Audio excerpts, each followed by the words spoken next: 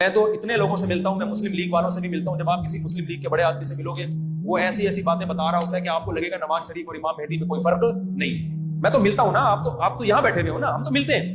میں جب P T I والوں سے ملتا ہوں, عمران خان کے بچپن کے دوست, مجھے ایسا لگتا ہے عمران خان سے میں بیعت ہو جاؤں جا کے, اس سے زیادہ نیک آدمی میں نے دنیا میں دیکھا نہیں.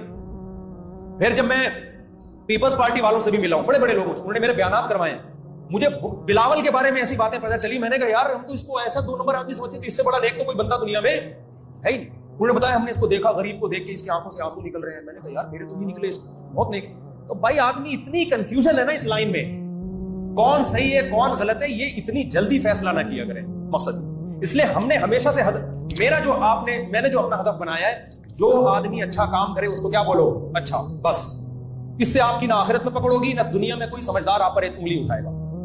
انگلی اٹھانے والے تو اٹھاتے رہیں گے لیکن سمجھدار آدمی نہیں اٹھائے. بھائی اگر عمران خان نے اقوام متحدہ میں اچھی تقریر کی, خاندانی کام کیا, اس نے قرآن کو درس سلیبس کا حصہ بنایا, بھائی ہم اس چیز میں آپ کے ساتھ ہیں, یہ کام مولانا فضل الرحمان کرے, یہ کام نواز شریف کرے. ابھی میں نے گورنر پنجاب کا انٹرویو لیا لاہور میں جا کے, وہ مسلم لیگ کے ہیں. کیوں لیا ان کا انٹرویو؟ اس لیے کہ ان کے بہت اچھے اچھے کام ہیں, حالانکہ مسلم لیگ کے ہیں. یہ اس معاملے میں تو ہمارا یہ طریقہ کار ہے, اس میں نہ ہم کو جے یو آئی والے غلط کہہ سکتے ہیں, نہ مسلم لیگ ہی غلط کہہ سکتے ہیں. بھائی کوئی بھی اچھا کام کرے گا ہم کہیں گے کیا یہ کیڑے نکالنے والے تو نکالتے رہیں گے, وہ تو ان کے سیاسی مفاد ہوتے ہیں, لیکن جو اچھا کر رہا ہے اس کو اچھا بولنا پڑے گا, آپ کے باپ کو بھی بولنا پڑے گا یار کیا ہے. تو یہ طریقہ تو نیوٹرل ہو کے کام کرنے کا بالکل ٹھیک ہے. باقی آپ کو اگر کوئی سیاسی جماعت اچھی لگتی ہے آپ اس کو سپورٹ بھی ضرور کریں, یہ تو ہمیشہ سے ملک میں رہا ہے. ظاہر ہے جماعتیں جبھی بنیں گی جب پبلک ساتھ بھی تو دے گی نا.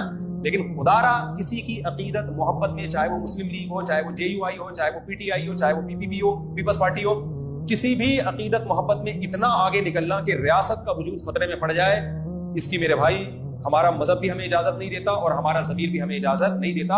آپ اس کو, میری اس تقریر کو ان دھرنوں سے نہ جوڑیں. یہ ایک لا ہے ہمیشہ کے لیے, چاہے کبھی بھی ہو. سمجھتے ہو کہ نہیں سمجھتے؟ اس کا بہت خیال کریں.